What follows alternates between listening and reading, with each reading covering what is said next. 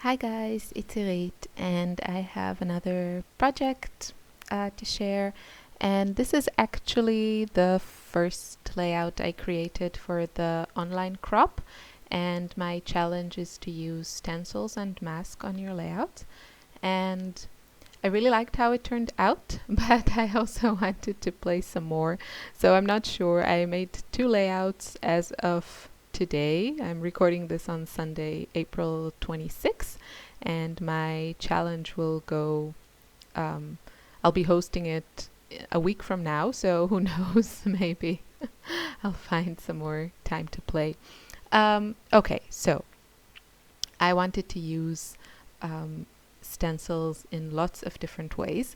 And my first tip would be to keep your stencils clean. I think this is, mess up number one when I realize my stencil is not clean and my colors are going to get messed up. But it gets much, much worse. So I hate cleaning up stuff, but yeah, with stencils, it's actually a really good idea. Um, so I am starting here with watercolor paper because I knew I was going to use lots of media and I just didn't want to take the chance that my paper will warp. So watercolor paper is a sure bet. And I'm using a dilution stencil that we got in the March color kit, and that lovely shade of pink paint. That's Ranger, and I think it's called Shell Pink. It's this lovely warm pink. And it also came in the color kit. I can't remember if it was, I think it was in February. Pretty sure about that. Yeah. So I am starting here just with starting to build my my background, and I just used this blending tool from Tim Holtz to apply the paint. I don't know, my dabber is a little bit stuck, but if the color flows nicely, you can use also the dabber. And now I'm starting to play with the Prima watercolor papers. So I just go around some of the circles, um, and then I add a little bit of water. And everything is very subtle now, but at the end it just gives a very interesting look. And there's my other dirty stencil. And I was really surprised because what I had on it was paint, like this chalkboard paint. So I was really sure that it was permanent. So, it just, but you see, it's not. It just messed up everything. So I had to clean it up fast. And now I'm going to go clean my stencil and try again. Um, and my next layer, what I wanted to use is a gel medium. And this is matte. So you can also use, of course, glossy, but I used matte. I prefer the way it looks. And this is going to act kind of as a resist. And give me also texture. So that's the nice thing about the gel, because like matte medium comes also in fluid form. So I'm just adding a little bit more texture, and I'm going to use that stencil, spray through it, and then use it kind of as a stamp, and just create texture. This is, I really like to play like this. I think a couple of things to keep in mind just to get a look that you like, or at least the look that I like, is first of all to try and stay in the same area of the color wheel. I'm going to stay with yellow, oranges, and some pinks.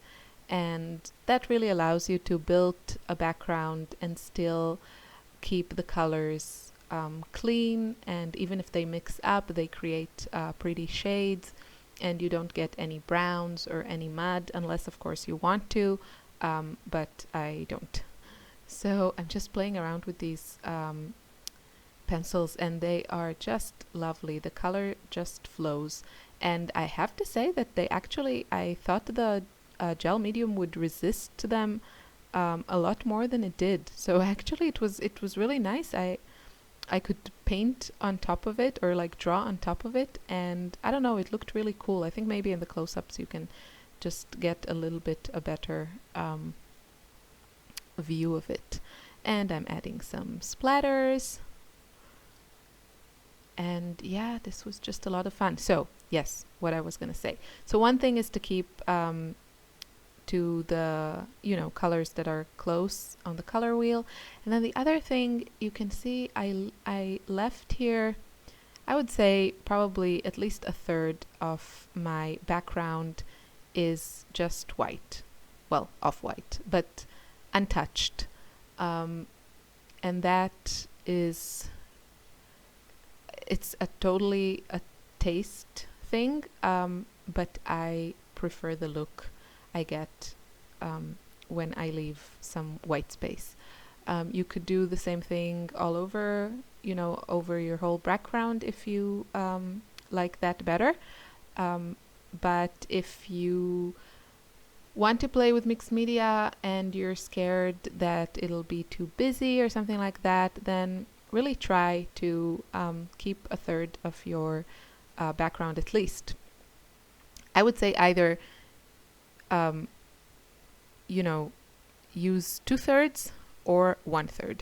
I think those are the proportions that look the best.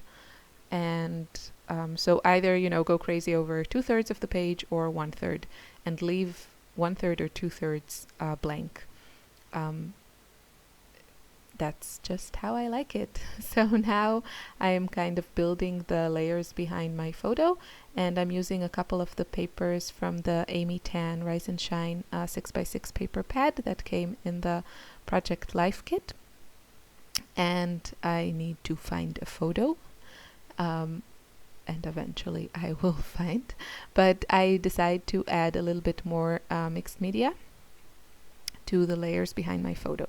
So that's the photo I'm going to go with, and it's a photo I took of the city nearby. City, it's a town, I would say, during the Christmas New Year time, when everything was like decorated and it was just beautiful with the lights and everything. And I like the photo because I also catch the Straßenbahn, like this street train. Oh, what's it called? Like these trains that drive on the street. Oh, I'm drawing a blank. It's not underground, so it's not like a tube or underground.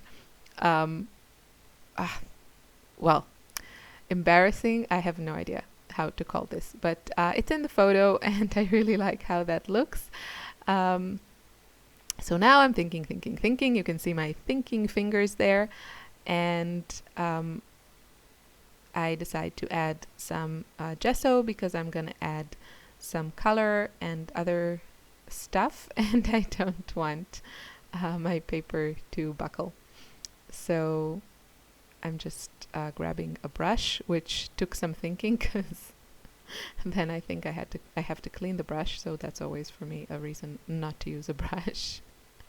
But yeah, I didn't want the gesso soaking into my fingers, although I did see that there are like special creams that you can use, and they act kind of as a barrier between the paint or the gesso and your skin, so you can like finger paint and do all those fun things. But I don't have such a thing. Could probably just use some olive oil or another cream. Anyway, I'll probably end up throwing the brush away just because I hate cleaning brushes from gesso.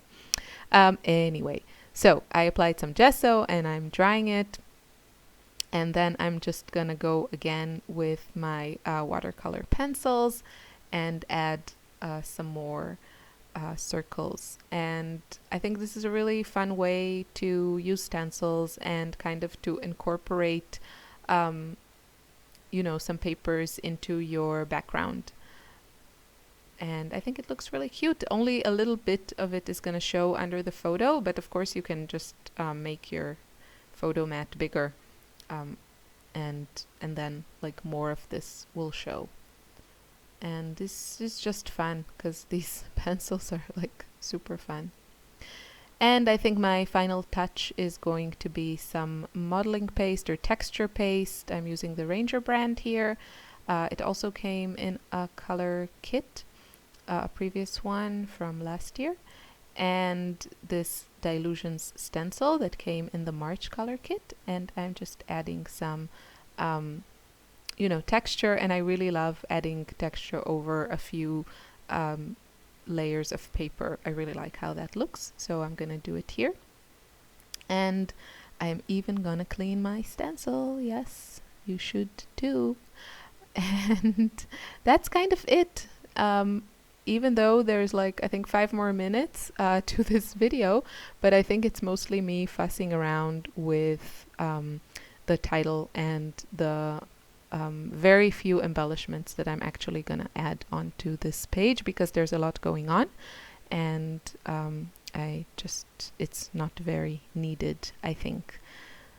Yeah, so what else did I do? I cut down a little bit my watercolor paper, and I mounted it on a yellow cardstock that came in the cardstock add-on, and I really like this shade of yellow. I used it also for my other project for the crop.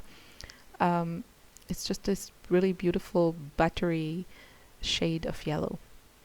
And I'm gonna use the Celebrate chipboard piece and 2015, and I'm gonna kind of like glue the letters kind of on top of each other, and the numbers on top of each other, and I really like how that looks. It's such a fun, interesting look with lots of dimension, and I just use hot glue because it's the easiest. The adhesive on these pieces is not very strong, and especially when you layer them like this, I just want to make sure they stay on my page and don't fall off. And yeah, and I'm gonna fuss a little bit with that Celebrate. Eventually I'm gonna grab a couple more of the chipboard pieces, and these are Maggie Holmes confetti, and they came in the embellishment add-on, and I just love them. I think I already used half of that package.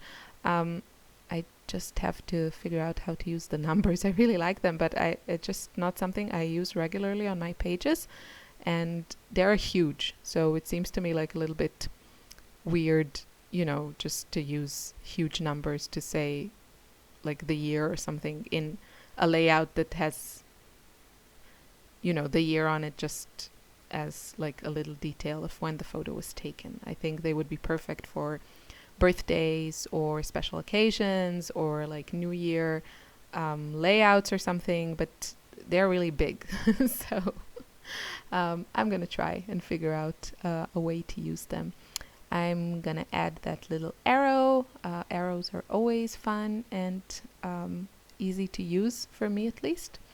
And that Today sticker is also gonna make it to my layout. When I use watercolor paper, I usually adhere most of my other stuff on the page with hot glue, because the ATG, it doesn't work as well because my watercolor paper is so rough. It just doesn't get like a good grip on it, so I tend to use hot glue on everything. And I really, really want to use those little banners, and they are not gonna make it to the page, but I will use them on my next layout, so it's all good. Anyway, I hope you feel inspired to use stencils to create a background or anywhere on your layout. I'm adding some mist splatters there. That's the Heidi Swap gold mist, and that's my finished layout. So I hope you enjoyed this video. Thank you so much for watching, and please join me for the challenges on the Hip Kit Club member forum on Facebook. Have a lovely day. Bye.